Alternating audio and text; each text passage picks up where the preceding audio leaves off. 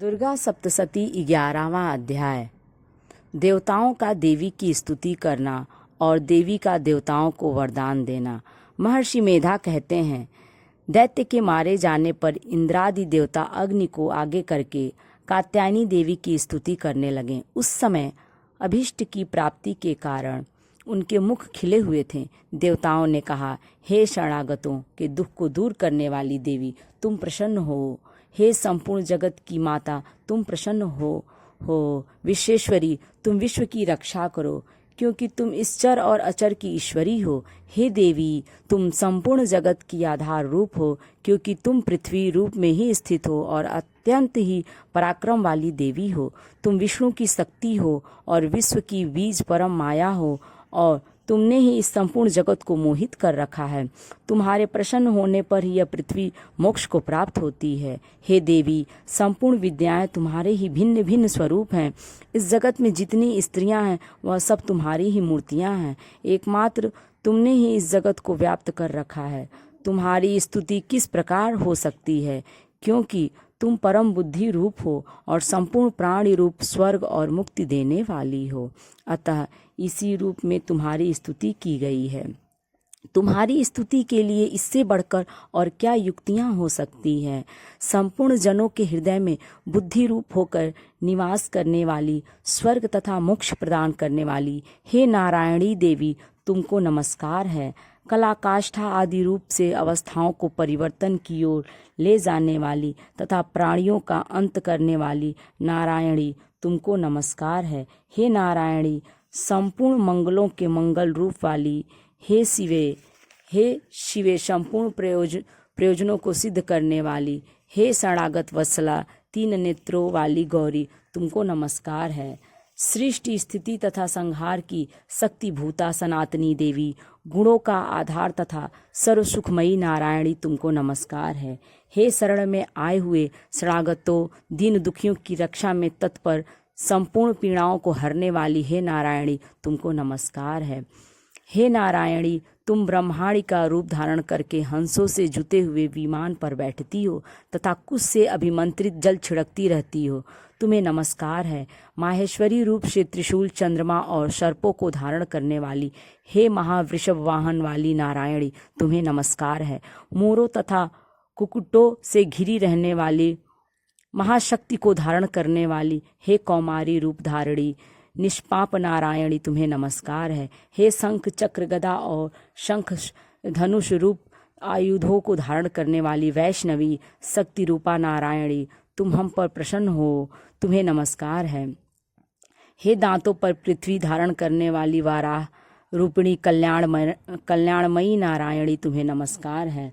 हे उग्र नृसिंह रूप से दैत्यों को मारने वाली, त्रिभुवन की रक्षा में संलग्न रहने वाली नारायणी, तुम्हें नमस्कार है। हे मस्तक पर किरीट और हाथ में महावज्र धारण करने वाली, सहस्र नेत्रों के कारण उज्ज्वल वृत्तासुर के प्राण हरने वाली इंद्रिशक्ति, हे नारायणी, तुम्हें नमस्कार है। हे शिवदूती स्वरूप से दैत्यों के महामद को नष्ट करने वाली, हे घोर रूप वाली, हे महाशब्द वाली, हे नारायणी, तुम्हें नमस्कार है। दाढ़ों के कारण विकराल रूप वाली, मुंडमाला से विभूषित मुंड मर्दनी चामुंडा रूपा नारायणी, तुम्हें नमस्कार है। हे लक्ष्मी, लज्जा, महाविद्या, श्रद्धा, पुष्टि, स्वधा, ध्रुवा, महारात्रि तथा महाविद्या रूपा नारायणी, तुमको नमस्कार है। हे मेधा, सरस्वती, सर्वोत्कृष्ट ऐश्वर्य रूपिणी पार्वती, महाकाली, नियंता तथा ईश रूपिणी नारायणी, तुम्हें नमस्कार है।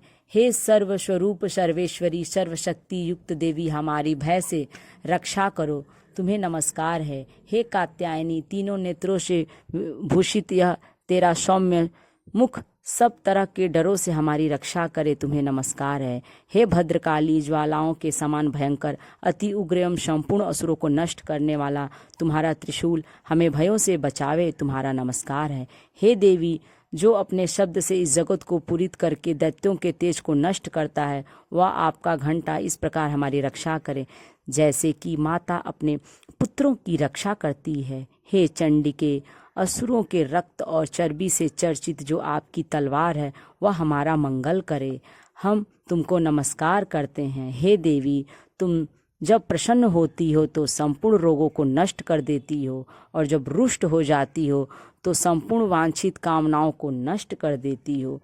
और जो मनुष्य तुम्हारी शरण में आ जाते हैं उन पर कभी भी विपत्ति नहीं आती, बल्कि तुम्हारी शरण में गए हुए मनुष्य दूसरों को आश्रय देने योग्य हो जाते हैं। अनेक रूपों से बहुत प्रकार की मूर्तियों को धारण करके इन धर्मद्रोही असुरों का तुमने संहार किया है। वह तुम्हारे सिवा और कौन हो सकता है। चतुर्दश विद्याएं, षष्ठ शास्त्र और चारों वेद तुम्हारे ही प्रकाश से प्रकाशित हैं। उनमें तुम्हारा ही वर्णन है। और जहाँ राक्षस, विषैले सर्प, शत्रुगण हैं, वहाँ और समुद्र के बीच भी तुम साथ रहकर इस विश्व की रक्षा करती हो। हे विश्वेश्वरी, तुम विश्व का पालन करने वाली विश्वरूपा हो, इसलिए संपूर्ण विश्व को धारण करती हो। इसीलिए ब्रह्मा, विष्णु, महेश की भी वंदनीय हो। जो भक्तिपूर्वक तुमको नमस्कार करते हैं वह विश्व को आश्रय देने वाले बन जाते हैं।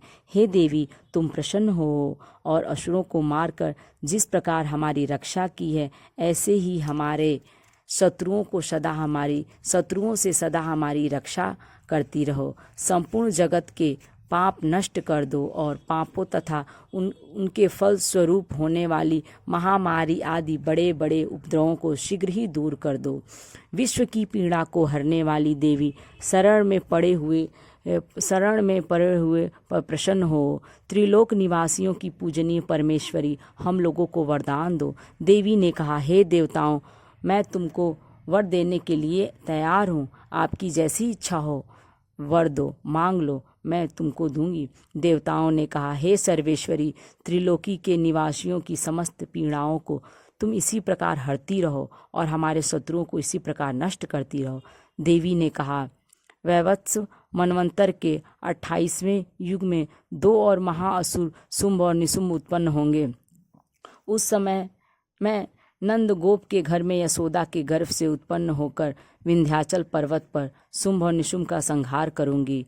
फिर अत्यंत भयंकर रूप से पृथ्वी पर अवतीर्ण होकर मैं वैप्रचिंती नामक दानवों का नाश करूंगी। उन भयंकर महाअसुरों को भक्षण करते समय मेरे दांत अनार के पुष्प के समान लाल होंगे। इसके पश्चात स्वर्ग में देवता और पृथ्वी पर मनुष्य मेरी स्तुति करते हुए मुझे रक्त दंतिका कहेंगे। फिर जब 100 वर्ष तक वर्षा न होगी तो मैं ऋषियों की स्तुति करने पर अयोनिज नाम से प्रकट होंगी और अपने 100 नेत्रों से ऋषियों की ओर देखूंगी। अतः मनुष्य शताक्षी नाम से मेरा कीर्तन करेंगे। उसी समय मैं अपने शरीर से उत्पन्न हुई प्राणों की रक्षा करने वाले शाकों द्वारा सब प्राणियों का पालन करूंगी और तब इस पृथ्वी पर शाकंभरी नाम से विख्यात होंगी। और इसी अवतार में मैं दुर्ग नामक महाअसुर का वध करूंगी और इससे मैं दुर्गा देवी के नाम से प्रसिद्ध होंगी। इसके पश्चात जब मैं भयानक रूप धारण करके हिमालय निवासी ऋषियों की रक्षा करूंगी, तब भीमा देवी नाम से मेरी ख्याति होगी।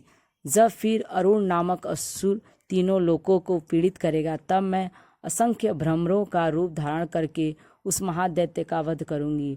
तब स्वर्ग में देवता और मृत्युलोक में मनुष्य मेरी स्तुति करते हुए मुझे भ्रामरी नाम से पुकारेंगे। इस प्रकार जब जब पृथ्वी राक्षसों से पीड़ित होगी, तब तब मैं अवतरित होकर शत्रुओं का नाश करूंगी। इस तरह से 11वां अध्याय पूर्ण हुआ। यदि ये वीडियो अच्छी लगे तो इसे लाइक करें और यदि मेरे चैनल पर नए हैं तो इसे सब्सक्राइब करें।